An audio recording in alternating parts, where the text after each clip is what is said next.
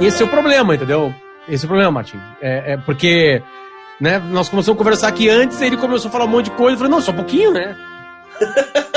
Só um pouquinho, né? Tipo assim, se eu te convidei pra falar isso, eu não ficar falando fora do ar, tu não vai repetir isso. Pelo menos com a mesma intensidade, com a mesma tesão. Tu não vai repetir. Entende? Estávamos falando sobre sabedoria popular, se essa sabedoria popular ouve ou não ouve os líderes da nação, em qualquer outra época. Você me chamou para falar sobre pós-pandemia. A gente já estava falando na pandemia. É verdade. Mas eu duvido que tu consiga falar aqui comigo sem alicerçar, sem fincar teus pés agora aqui no presente. E eu sei que tu vai passar também, porque é essa parte boa de conversar contigo. Né? Não é uma conversa simples, é uma conversa complexa. A gente ganha quando a gente ouve. E eu agradeço de novo por ter voltado aqui, cara. Obrigado mesmo, valeu. Eu que agradeço aí pelo novo convite. A outra vez que eu participei do seu programa foi uma alegria. Espero que a gente repita aí a dose. E aí? Bem, o que você quer? Tu quer tentar adivinhar alguma coisa do futuro? Tu já consegue meio que saber. Futuro, daqui a uma horinha ele é futuro, daqui a uma semana ele é futuro. Né? Ele é complexo, assim. Eu sei que... o que eu tô fazendo em cada entrevista? Eu tô falando o seguinte, assim, ó, olha só. Eu falo a frase, daqui pra frente, tu completa ela. O que primeiro... o que faria tu abrir a boca com essa palavra? Com essa expressão? Qual expressão? Daqui pra frente, o que tu completaria? Daqui pra qual frente é o tema? Só vai piorar. Daqui pra frente só vai piorar. Não tem... Você quer que eu diga o quê? Que vai ser bonito? Não tem, só vai piorar. É isso. Luciano, é assim... o tema aí, a pauta é o mundo pós-pandemia. Então, chegamos naquele momento em que nós vamos brincar de Yuval Noah Harari sem ter os milhões que ele ganhou com aquelas duas peças de propaganda, né, darwinista que ele escreveu. Mas o ponto é o seguinte, eu não posso falar mal do Yuval Noah Harari porque o seu público gosta do Yuval Noah Harari, né? Cara, o meu público ele é vasto. Tem gente aplaudindo agora. Tem gente aplaudindo agora. Tem gente falando assim, graças a Deus alguém falou. Sabe? Tem um texto meu, foi publicado na Gazeta do Povo, que eu mostro as falhas da obra do Yuval Noah Harari. Talvez o pessoal... O texto, não escute o podcast, tá? Que eu fiz um podcast com um sujeito que, hoje em dia, eu prefiro estar longe dele, né? Enfim, não vou citar nomes. Só as iniciais. Só as iniciais. Nem as iniciais. Mas, enfim, o ponto é o seguinte, vamos lá. Mundo pós-pandemia, daqui para frente. Eu acho assim, é muito difícil a gente fazer um exercício aqui de previsão, porque a realidade sempre tende a ser imprevisível e às vezes pro lado bom, né? E eu não gosto também de ficar falando que eu tenho razão, porque eu odeio quando eu tenho razão e eu adoro quando eu estou errado.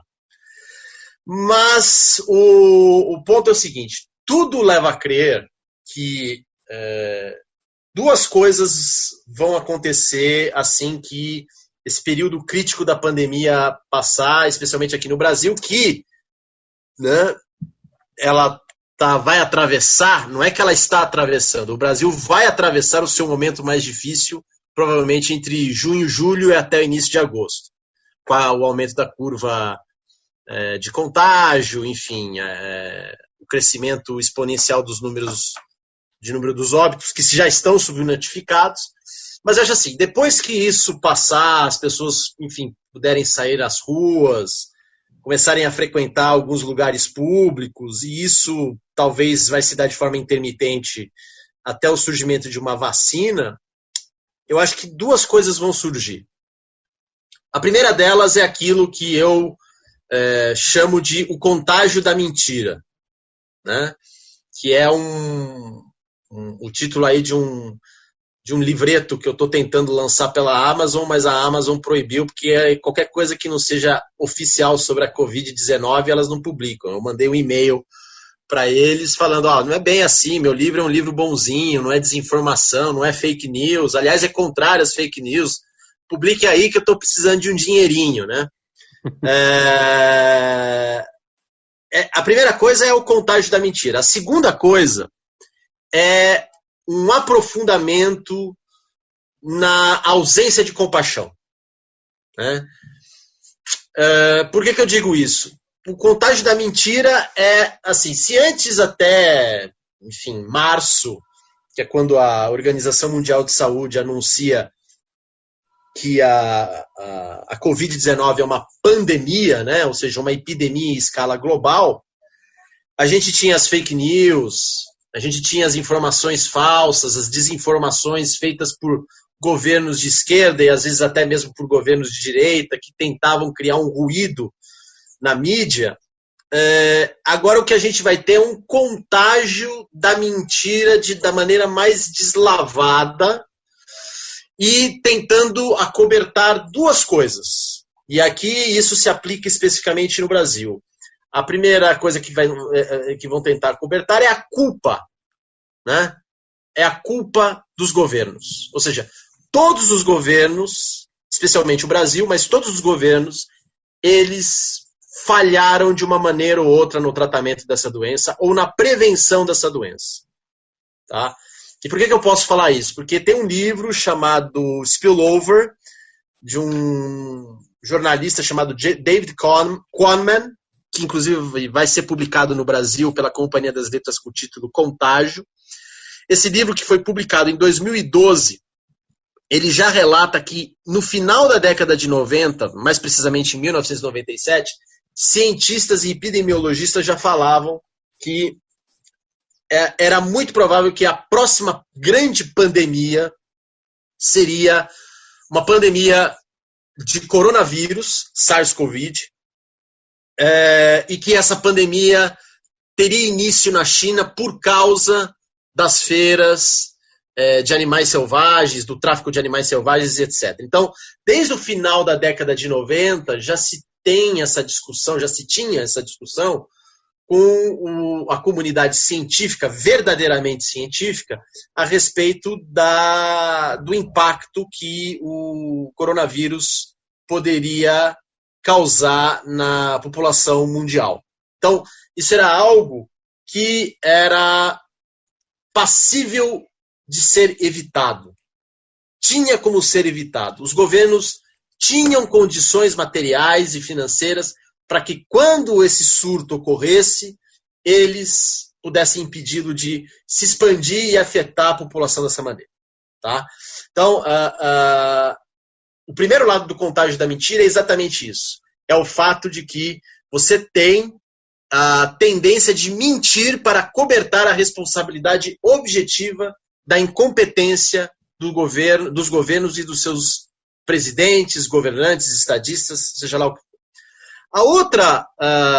O outro lado do contágio da mentira, que eu acho que é igualmente problemático, é o acobertamento da culpa dos intelectuais e dos jornalistas que ajudaram a propagar a mentira de que essa epidemia não era nada, de que era só uma gripezinha, e mais, criando argumentos alternativos para justificar ações desastrosas dos governantes que eles defendiam. Então, e aí vem o aspecto... Mundo Brasil. Mundo ou Brasil? Mundo e Brasil. Eu ia falar isso. Brasil.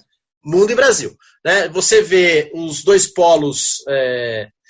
eu acho que tem 3 casos desse sentido paradigmáticos, que na Itália, né, que foi ali uma tragédia, foi pega de surpresa. Você tem o caso do Giorgio Agamben, que é um filósofo de esquerda, muito talentoso, muito hábil, mas ele basicamente negou a gravidade da epidemia em função de um conceito famoso na obra dele, que é o estado de exceção. Né? Ele fala que as ações sanitárias estavam aumentando, né, o poder do Estado, interferindo na liberdade do indivíduo, criando esse ambiente de estado de exceção, e por isso a pandemia estava sendo, vamos dizer assim, aumentada, né? Ela estava tendo a sua gravidade sendo divulgada de uma maneira absurda pelos meios de comunicação, porque isso fazia parte desse plano do estado de exceção. O outro exemplo são os Estados Unidos, né, que com Donald Trump, vários intelectuais republicanos, jornalistas republicanos, entre eles vários aos quais eu admiro, por exemplo, o Roger Kimball, da New Criterion, o Victor Davis Hanson, eles começaram a diminuir a gravidade da pandemia em função do argumento de a economia não pode parar. E o terceiro é o Brasil, que macaqueou o exemplo dos Estados Unidos pelo lado da direita bolsonarista e também macaqueou o exemplo do George Agamben, achando que o que estava acontecendo com a pandemia era uma espécie de indústria do pavor, do medo, do pânico. Então, o que acontece? Esse tipo de contágio da mentira, ela é prejudicial do lado do intelectual, do lado do discurso. Por quê? Porque o fato é que os intelectuais, movidos por uma... Como é que eu posso colocar de maneira delicada? Por uma vontade imensa de não querer ver a realidade, e o fato de que essa realidade da pandemia, ela suspende todo e qualquer critério, né, de avaliação objetiva, esses intelectuais eles passam a mentir descaradamente. Então você tem, por exemplo, o caso da direita bolsonarista, que elas colocam da seguinte maneira: olha, a pandemia vai parar a economia, o Brasil não pode parar, então essa pandemia e toda e qualquer ação sanitária ela é inválida porque a economia vai em primeiro lugar. E aí começam também outros tipos de mentiras, como, por exemplo, a solução mágica que se tornou ao redor da cloroquina. E com isso você vai criando um ruído na sociedade que paralisa por completo. E qual é a consequência prática disso? É o que nós estamos vivendo agora. Ou seja, a curva de contágio cresce de forma exponencial, o número de mortos cresce de forma assustadora, os governadores, mais especificamente o caso de São Paulo e Rio de Janeiro, eles não conseguem ter um esforço coordenado com o governo federal. O governo federal tem um discurso, né, que mimetiza esses intelectuais, porque esse é um ponto importante do contágio da mentira, né? Não é que o presidente influencia os intelectuais. São os intelectuais que influenciam o presidente. Esse núcleo ideológico, o que acontece? Ele cria uma espécie de bolha no centro familiar do presidente, e o presidente passa a ouvir somente esse tipo de pessoal e passa a ter somente essa retroalimentação que o influencia nas decisões de políticas públicas imediatas. Então, o resultado prático disso, e aí o que tem? Então, são erros sucessivos que essas pessoas cometem, que elas não têm a coragem de admitir. E é esse que é o problema.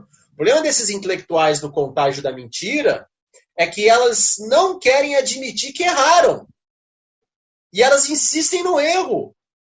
E aí o que acontece? Vai criando narrativas, vai aumentando o ruído, e a população fica confusa e paralisada. E aí você tem, né, um Supremo Tribunal Federal que, por meio de um inquérito bem idiosincrático, para dizer o mínimo, resolve combater uma provável ditadura que seja criada pelos bolsonaristas com uma ditadura de juízes.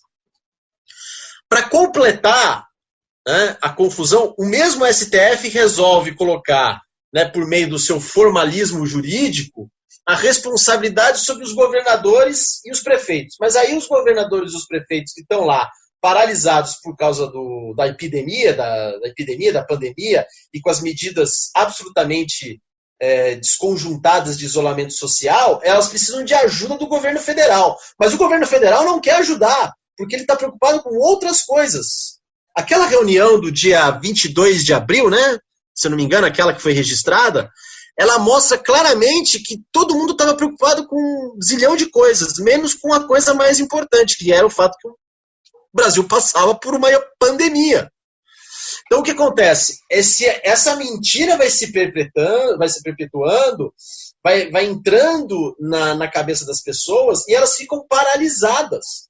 Aí, para completar, você tem a influência, por exemplo, da ideia do Agamben, que confunde os conceitos de lockdown e isolamento social e vem com o papo de que você precisa ser corajoso para enfrentar a pandemia. Meu Deus do céu, é um vírus. O vírus não tem discriminação. O vírus não está nem aí se você é virtuoso, não. Se você pega um vírus, você capute. Morreu. Ou então fica seriamente debilitado. Né?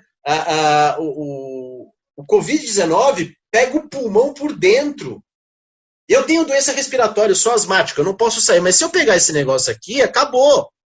Não tem mais, eu estou há 60 dias em quarentena, eu só saio para ir ao supermercado e pagar alguma coisa no banco. Entendeu? Mas eu tenho, por exemplo, uma mãe, minha mãe, ela teve problemas de saúde e ela não pode sair de casa. Eu tenho um pai que já é 80 anos de idade. Agora, como é que eu vou chegar para minha mãe e falar, olha, o Pondé disse que você precisa ter coragem. Entendeu? E sai aí porque falta coragem para você. Nessas horas, assim, o medo se torna prudente. Né? Por quê? Porque esse tipo de doença, que é uma doença que pouca gente conhece, e não se sabe, não tem um remédio que possa resolver esse problema, ela é um vírus, né? Trata-se de um vírus do qual a gente não tem o mínimo conhecimento, ele muda. Os médicos falam que muda, conforme passar pode estar tendo mutação, não para pior às vezes, mas se muda, alguma coisa interfere na própria profilaxia. Então, eu nem gosto muito de usar o termo pandemia, ou epidemia, ou surto. Eu prefiro usar o termo peste. Né? A gente está vivendo uma peste, e toda vez que tem uma peste na história, o que acontece? Todos os nossos juízos de avaliação, todos os nossos juízos de valor, eles ficam suspensos. E quando eles ficam suspensos, a melhor coisa a se fazer é ter uma espécie de jejum psíquico. Agora, o que os intelectuais que entraram nesse contágio da mentira, da parte, vamos dizer assim, discursiva, eles não entraram no jejum psíquico. Eles ficam falando de teorias à torto direito para não explicar o mundo, mas para que o que está acontecendo no mundo explique a teoria. E aí que eu acho que é o importante que tem que falar, Potter. Essa avaliação que eles fazem, o contágio da mentira, influencia na incompetência dos governos. Né? E ao influenciar na incompetência dos governos, o que você tem? Você tem essa tragédia que está acontecendo agora no Brasil. Né? Fale. Antes da gente começar o programa, a gente conversava sobre, né, como é que tá aí em Porto Alegre. E aí eu te contava que aqui no Rio Grande do Sul não veio com muita força, não se sabe exatamente o porquê. Tem um cheiro de que o distanciamento social foi muito forte no momento que abriu-se essa discussão. Entre 10 e 20 de março, eu falei para ti, né, que os CNPJs mandaram os CPFs para casa, né, e obviamente que aqui eu não estou avaliando o que isso ocasiona de problema econômico, estou falando só de saúde agora. Então o Rio Grande do Sul entrou num distanciamento social. E não é forte aqui. A gente está vivendo uma realidade completamente diferente de São Paulo, Rio e dos outros estados brasileiros que enfrentaram isso, né, como, sei lá, Ceará, Amazonas, o Pará, para citar alguns. E aí, então, o que aconteceu aqui? Teve uma elaboração de bandeiras, o estado foi dividido em regiões, tem um algoritmo lá que o governo, a cada sábado, dá uma renovada e dá a bandeira amarela pode isso, aquilo, abre o comércio com regras, né? Escolas todas fechadas ainda, tipo assim, evitando aglomeração, usa máscara, tem algumas coisas assim. Mas onde eu quero chegar? O que eu quero chegar é que a população entendeu. A população ficou com medo do desconhecido. Entende? E o Rio Grande do Sul, Martin, não é que votou no Bolsonaro. O Rio Grande do Sul ele arrastou quem estava perto do Bolsonaro como se fosse uma tsunami e elegeu todo mundo. O Rio Grande do Sul não... No momento que o calo apertou, milhões de gaúchos que votaram no Bolsonaro não deram bola pro Bolsonaro. Uhum. Por medo, por não sei o que é isso. Eu não quero morrer. Eu tô lendo o Jornal Nacional, tá triste o Jornal Nacional, eu não quero ser mais um ali. Então não deu muita bola onde eu quero chegar. Existe uma... por mais que a política brasileira não entenda isso, a gente tá tendo agora mais um caso, eu tô cagando uma tese, era só pra te cagar a tese, na real. Desculpa, tá? Mas existe uma... Tudo bem. Existe uma inteligência natural, independente de liderança. Uhum. Eu tenho muitas pessoas, principalmente de grupos de WhatsApp, assim, que eu sei que votaram no Bolsonaro, que estão mandando o Bolsonaro a merda e estão em casa.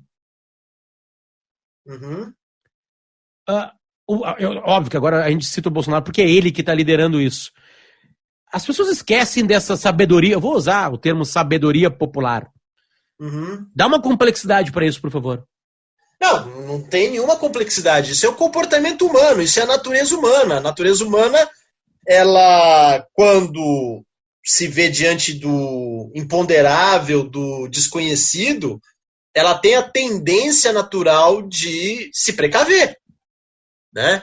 O que acontece, que isso é extremamente perigoso, e talvez São Paulo seja um pouco mais afetado por isso, por causa do, vamos dizer assim, temperamento vertiginoso do Estado e da capital, é o fato de que uma das consequências trágicas da modernidade é o fato de que nós começamos a ter, por causa do sucesso do progresso tecnológico, a ilusão de que nós temos a vida sob controle, né?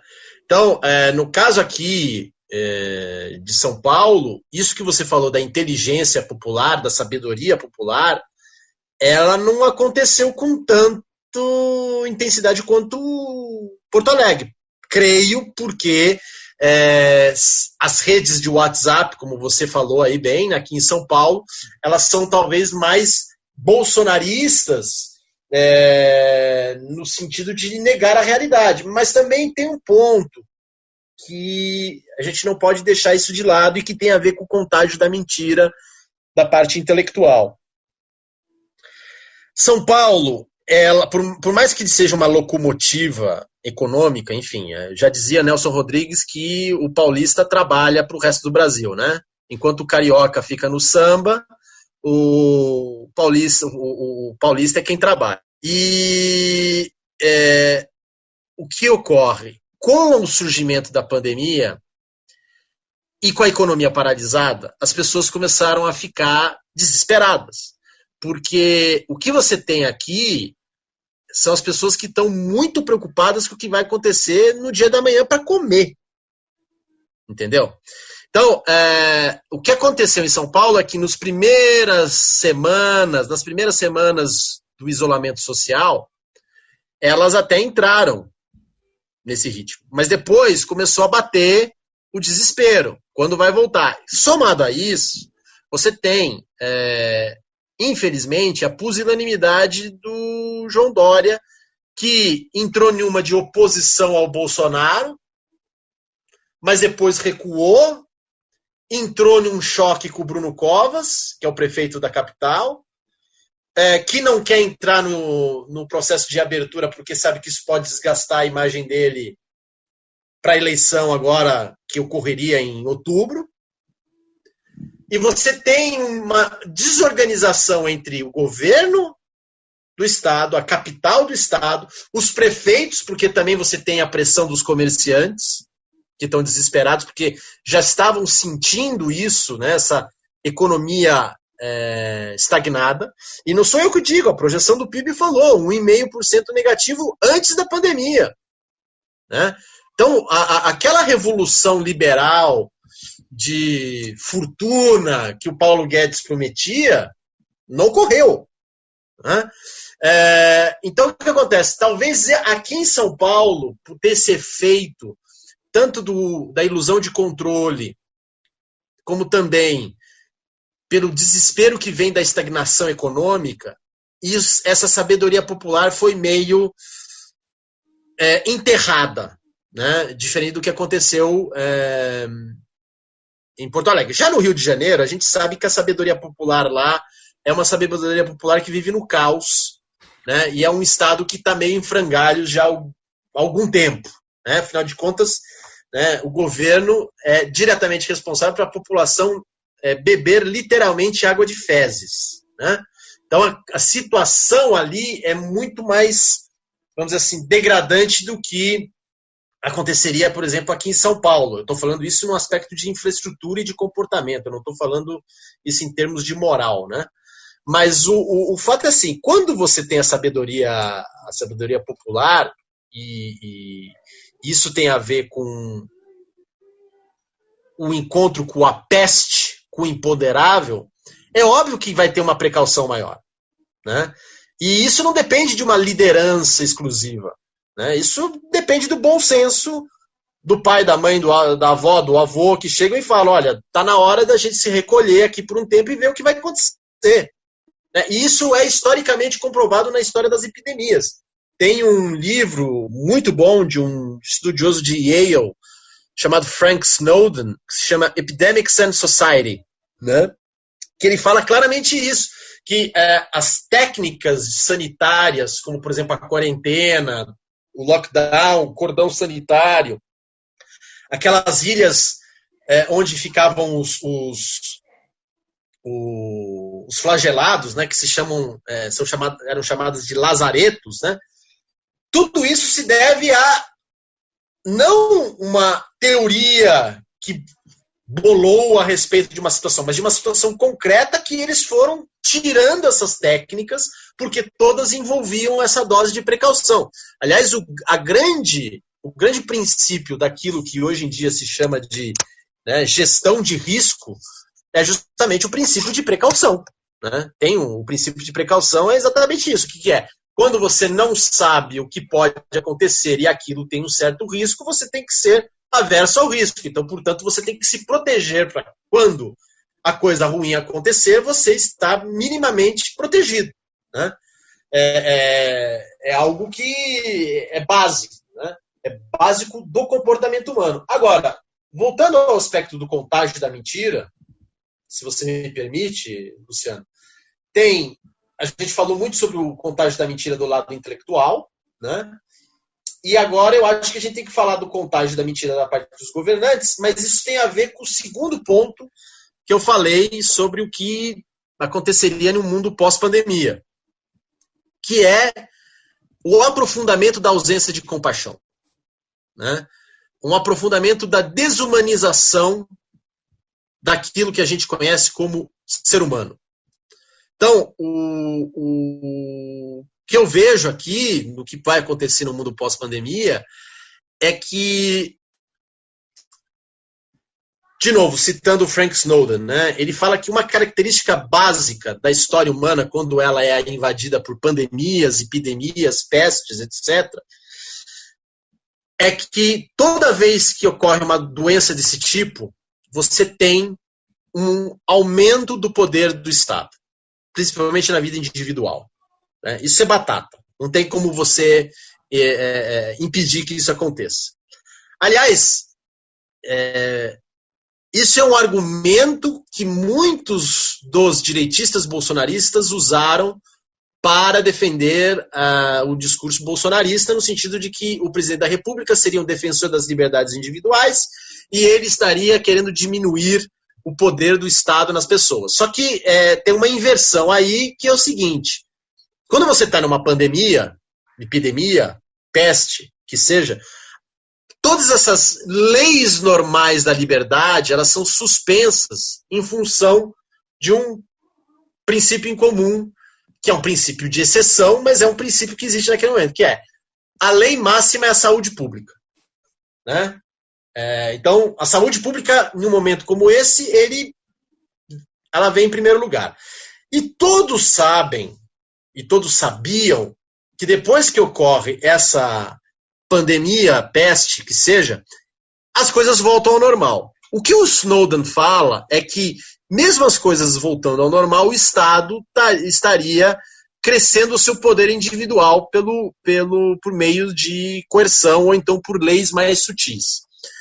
A diferença entre o que mostra a história das epidemias e o que o governo Bolsonaro fez é que, na verdade, o governo Bolsonaro se aproveita de uma epidemia, de uma peste, para que centralize cada vez mais o poder do Estado na figura do presidente da República, para que ele possa, assim, determinar o que é liberdade segundo a visão deles e daqueles que o acompanham. Né? Então, o governo Bolsonaro, ele deliberadamente usa dessa situação de emergência para criar uma situação de emergência constante. Tá? Já na história das epidemias, mesmo com o poder do Estado crescendo sobre a vida do indivíduo, conforme disse o Snowden, mesmo assim você sabe que essa situação de emergência é temporária. E aí que, por exemplo, encontra o erro na análise do Agamben, quando ele fala do estado de exceção. O Agamben, ele tem a tese de que você tem a situação de exceção, mas na verdade ela não terminou, ela se torna permanentemente de exceção. Só que ele esquece que depois que você tem uma situação de exceção, que pode ser uma peste, pode ser uma guerra, pode ser um desastre natural, enfim, que seja, você tem uma ambivalência. Ou seja, essas leis que determinaram a exceção e as leis que abolem a exceção, elas ficam num diálogo permanente, numa tensão permanente, e aí você tem o ordenamento jurídico, aquilo que se chama Estado Democrático de Direito, para contrabalancear e fazer dessa maneira uma espécie de harmonia em que essas diferentes perspectivas entrem não em uma convergência, mas pelo menos num diálogo mínimo. É isso que tanto o Agamben, no seu lado da esquerda, como o próprio Bolsonaro no seu lado da direita, eles não querem perceber. Por que eu estou fazendo toda essa digressão? Porque o ponto é o seguinte, quando você tem o aumento da presença do Estado na vida do indivíduo, em uma situação de emergência, como a que a gente está vivendo agora, né, você tem a suspensão de certos direitos que podem voltar, mas essa suspensão, essa suspensão ela pode se dar de outra maneira. Qual é a outra maneira? Por meio da tecnologia. E aí entra a questão dos aplicativos de rastreio, dos aplicativos de temperatura, né, que é agora o que acontece. Você tem aquilo que é a vigilância sanitária para saber se você é ou não um sujeito saudável. E aí tem as discussões, entre as quais o Agamben e posteriormente o próprio Pondé aqui no Brasil entraram a respeito do passaporte de imunidade. Então, quem é que determina esse passaporte de imunidade? Como esse passaporte de imunidade é? O que é ser um ser saudável? O que é a saúde? Tudo isso vai contribuir para quê? Para uma desumanização do que é a gente. E, mais do que isso, nessa desumanização, quando você é visto como uma estatística, como uma máquina, você colabora, né, o governo, o Estado, o governante colabora ainda mais para quê? Para a ausência de compaixão, que é uma característica da incompetência dos governantes e da irresponsabilidade dos intelectuais nessa época de peste. O que é? São sujeitos completamente desprovidos de ausência de compaixão. Eles não têm a compaixão de perceber que, por exemplo, uma Covid-19... Desprovidos de compaixão, não de ausência. Desprovidos de compaixão. Eles não querem perceber o que acontece com a Covid-19, que assim, mas as estatísticas da Covid são menores que a de uma gripe. Sim, mas você tem 40 mil mortos por gripe, vamos supor, estou fazendo uma suposição, mas isso no decorrer de um ano. A Covid está matando mais gente em questão de meses. E são mortes que às vezes são silenciosas, né? Então você tem a pessoa que morre em casa, que tem um problema respiratório, mas ela não quer ir para o hospital porque ela está com medo. Né? Você tem a pessoa que ela pode até sobreviver à Covid, mas ela vai ter algum efeito colateral. Pulmão danificado. Então, dizem até que tem gente que está saindo com problema cerebral até. Né? Então, o que acontece? Essa ausência de compaixão, né? Essa ausência de compaixão mostra que talvez isso seja uma constante em relação aos próximos anos nossos, depois que tudo isso acontecer. E isso, creio eu, vai se acentuar cada vez mais também no discurso intelectual e no discurso político. Eu fiz muita digressão, né? Não, essa é a graça do podcast. Não, é exatamente essa a graça. A gente tem tempo para isso aí. É bom, porque fica muito bem fundamentado o que tu pensa, né? E o melhor, né, Martin, é que está sendo gravado, né? Então, se tu acertou, tu pode usar isso. Né? Se tu errou, aí tu pode pedir para eu apagar, mas eu não vou apagar, tá?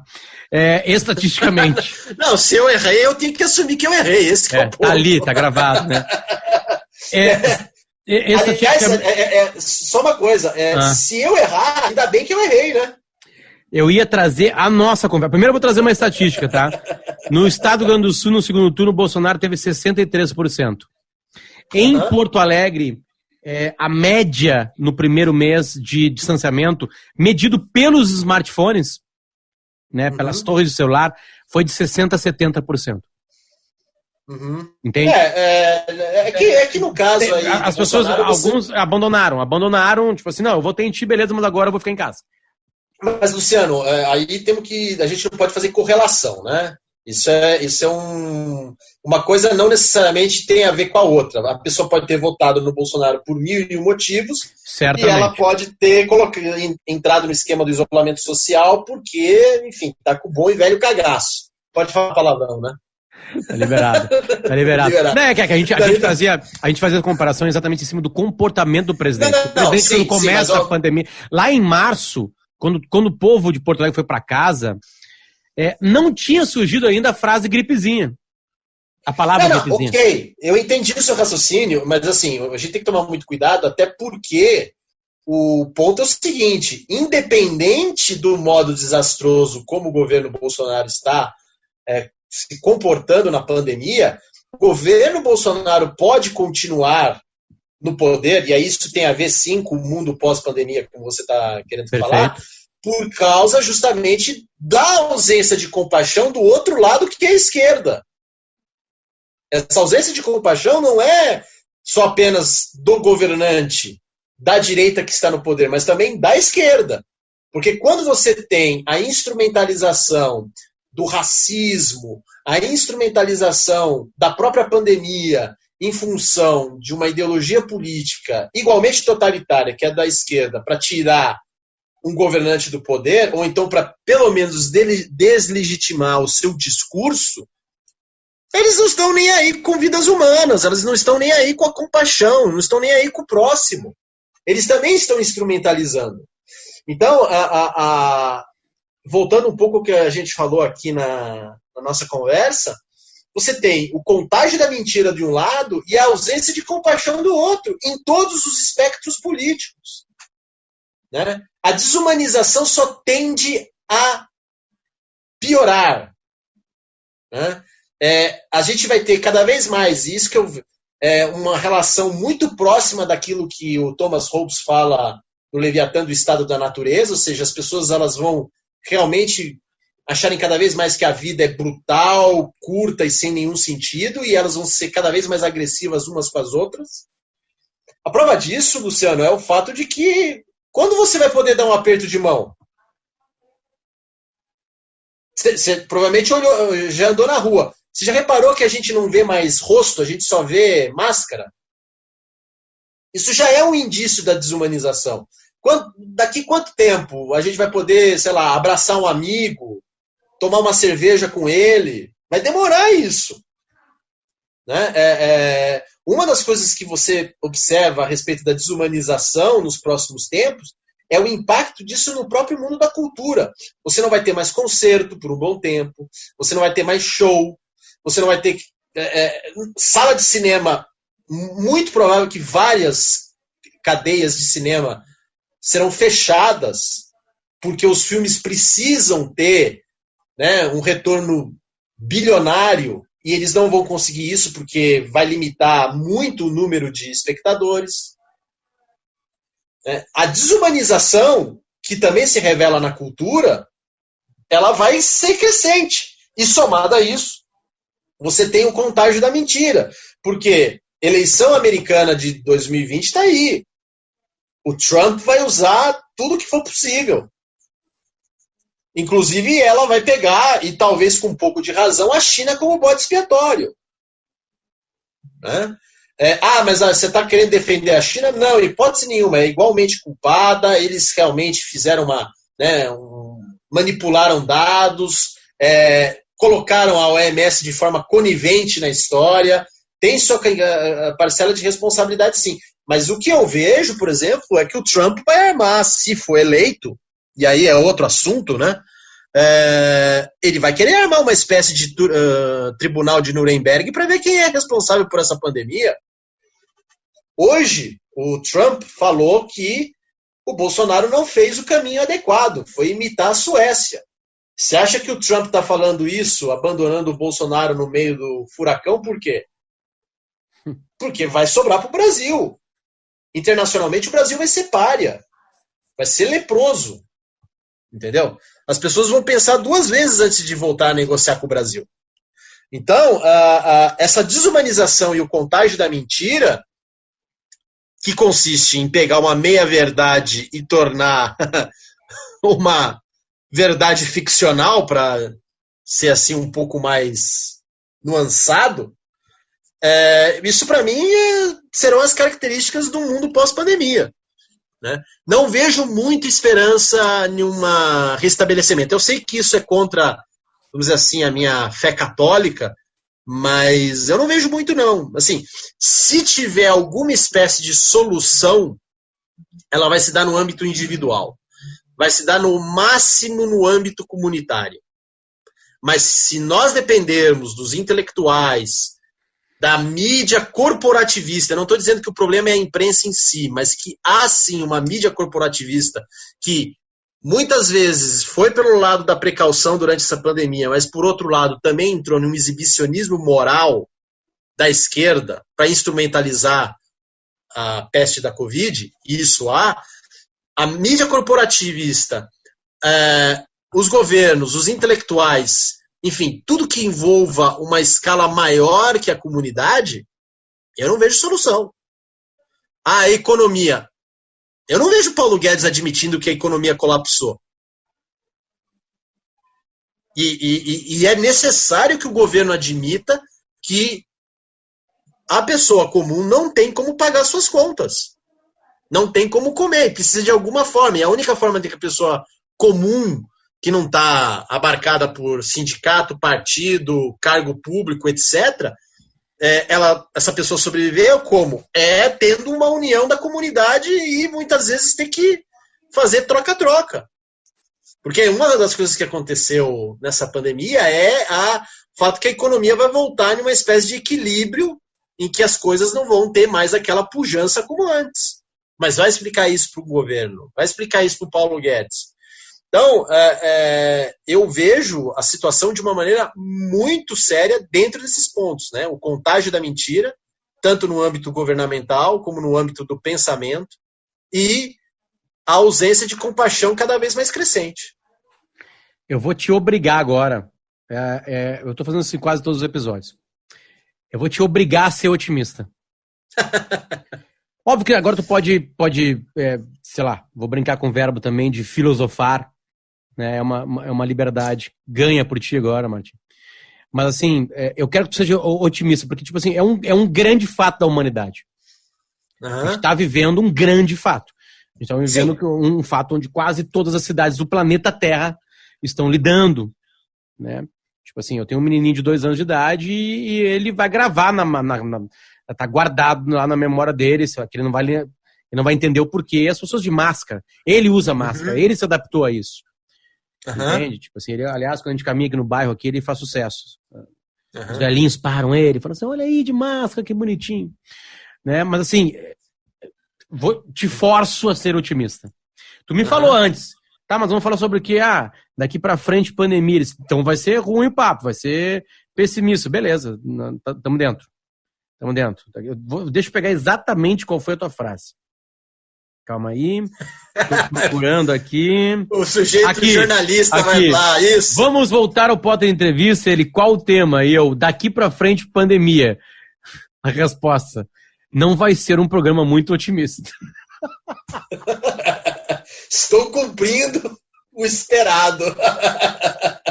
Quase 50 minutos de pessimismo. Não, quase 50 minutos de realidade. Vamos lá. Agora eu te obrigo a ser otimista. Mas por que você está querendo? Porque de todos os fatos a gente consegue tirar coisas que realmente vão acontecer ruins, mas tem que sair algo de bom. A humanidade, os governos, sei lá, alguém tem que aprender, sei lá, alguém tem que entender. Não, Potter, é o que eu falei. Se existe alguma coisa de boa que possa surgir depois disso tudo, se dá no âmbito individual. Se você for ficar pensando em larga escala, não tem como. É na pequena escala, é com você mesmo, é com o seu próximo, é com a sua família, com os seus pais, com o seu vizinho, com aquela pessoa concreta. E aí sim pode-se ter alguma espécie de otimismo. Né? Talvez, e aí no ponto é o meu lado otimista trágico, para citar o Viktor Frankl, o que surja de uma maneira mais pungente dessa história toda é que talvez as pessoas consigam apreender um sentido objetivo da vida, ou seja, a vida tem um sentido, mas ela se dá no âmbito individual e tem que cultivar o seu jardim, né? Ou seja, dê graças a Deus que você pode estar pobre, mas pelo menos você está com saúde. Dê graças a Deus que os seus pais passaram dessa, se eles estiverem com idade avançada. Dê graças a Deus que você tem uma esposa, você tem filho, eles estão bem, e que você tem condições de que mesmo com problemas financeiros você pode se reerguer, mas se o indivíduo ficar dependendo de governos ou de organizações tudo em larga escala, eu não vejo otimismo. Uma das coisas que essa peste ensinou é que não se pode depender de coisas gigantescas. Não se pode depender de um Estado inchado, não se pode depender de um governo global, porque as soluções, elas se dão soluções no âmbito do indivíduo. Mas aí tá, eu não posso ser também 100% otimista, porque é um mistério, porque o ser humano também é falível, ele é corrompido, né? A natureza humana não é uma coisa boa, né? De ser contemplada. Então, ao mesmo tempo que tem um lado muito bondoso no ser humano, há também um lado extremamente perverso. Então, o que acontece? Você tem aí situações que eu creio que nessa pandemia o que vai se comprovar é a afirmação do indivíduo, mas dentro da sua própria comunidade. E pronto. Se começar a depender do governo ou de algo maior, não tem como. É isso que eu vejo. A solução otimista se dá com o indivíduo. Isso é uma coisa que eu sempre acreditei. E continuo acreditando. Agora, como isso vai se dar, eu não tenho como fazer uma previsão a respeito disso. Eu tenho que fazer isso comigo, com os meus próximos. Mas eu também não sei, porque eu também não estou numa situação financeira boa, né? Então eu tenho que também lutar pela minha sobrevivência. Mas talvez é isso, eu tenha que escutar melhor o outro, eu tenha que encontrar um sentido objetivo na minha vida. Não que eu não tenha, eu já tenho, mas assim, reforçar ainda mais. Eu não posso dizer para você, uma mensagem fortune cookie de esperança para o seu público. Não tem. Se você quiser uma, tá aí. Segundo o grande filósofo Jean-Claude Van Damme, retroceder nunca, render-se jamais. Entendeu? Não tem muito. E ele era o malvado no filme. Exatamente. Todo mundo sabe que ele era malvado no filme. Ele foi feito antes do grande dragão branco. Antes do grande dragão branco, é verdade. Mas ele era malvado. Mas retroceder nunca, render-se jamais, entendeu? Ou se você quiser vamos citar um outro grande filósofo, né? O senhor Michael Philip Jagger. You can't always get what you want. Você nunca tem o que você deseja, né? Entendeu? Não tem muito o que dizer. A solução é individual, Potter. E aí que tá. Esse é o mistério da realidade. E aí talvez seja a beleza disso, né? de você achar que, como você acreditar que o sentido é só você, e você pode compartilhar isso com os próximos, com quem você ama, e aí você pode ter uma provável solução. Agora, em âmbito de grande escala, não espero nada. Até o teu otimismo trágico foi interessante. De verdade. Não sei, vamos ver. Não, tu falou coisas bonitas agora aqui no final, sem achar que tava falando. Não é bonito, Não, mas é que é verdade. Tipo assim, a gente tá aprendendo isso. A gente mais vê agora quem não tá se fudendo com isso porque não tem dinheiro, ou porque tá se fudendo porque tem gente morrendo, ou que morreu, porque não morreu, né? Fazer o quê? É isso, tipo assim, eu estou lendo mais, eu estou mais focado, eu estou rendendo mais, eu estou mais próximo de quem eu amo, eu tenho tempo para fazer as coisas que eu quero. Tipo assim, são individuais, a gente vê isso. Assim como tem pessoas que não estão completamente desbaratadas com essa pandemia. Sim, claro, uma das coisas que, por exemplo, aconteceu na China, é provável que aconteça no Brasil também, casais se divorciando, né? Eu até comentei com a minha esposa, com quem eu me dou muito bem, por sinal, e nós estamos melhorando ainda mais essa pandemia, graças a Deus. Mas o fato é o seguinte, eu falei para ela, tem muitas pessoas que estão querendo sair de casa com a história de economia tem que voltar, porque elas simplesmente não suportam as famílias delas. O supermercado virou um paraíso. Entendeu? O cara, você pode ver, batata, o sujeito falou com o papo de a economia tem que voltar. Aí você vai ver, você vai descobrir que ele não se dá bem com a esposa, não se dá bem com o filho, não aguenta ficar em casa, ele gostava de sair, ficar fora. Ele não aguenta. Eu, por exemplo, eu tô adorando, né? Tirando o aspecto financeiro, que é prejudicial, né? Sem dúvida, mas eu tô adorando ficar em casa aqui com a minha esposa, numa boa. A única coisa triste é que eu não consigo ver meus pais. Eles estão em Campinas, eu preciso viajar e eu não quero ir lá vê-los, porque eu não sei se às vezes eu sou um vetor de contaminação, né? Então o que acontece? Isso é coisa triste. Há 2 meses eu não vejo meus pais. Aliás, se você for publicar na semana que vem o Potter, né, o podcast, provavelmente vai ser no dia do meu aniversário, dia 12. Eu não vou poder ver meus pais. Entendeu? Eu vou ter que me contentar com uma imagem no FaceTime. Eu queria muito. E não é nem longe, né? Assim, são 50 minutos de distância. Eu pego um carro, alugo um carro com a minha esposa e vou lá e vou ver meus pais. Mas eu não vou poder. Entendeu? E minha mãe já tem um problema de saúde dela. Tá bem, mas tem um problema de saúde. Meu pai já é um senhor de 80 anos. Tem a minha irmã, né? Então, eu não vou poder ver. Agora, de resto, eu tô aqui tranquilo. Tenho livro, tenho CD, tenho DVD. A minha esposa cozinha muito bem, né? Aliás, é outra coisa. Se você tem uma esposa, que ela seja bonita, inteligente e cozinhe bem.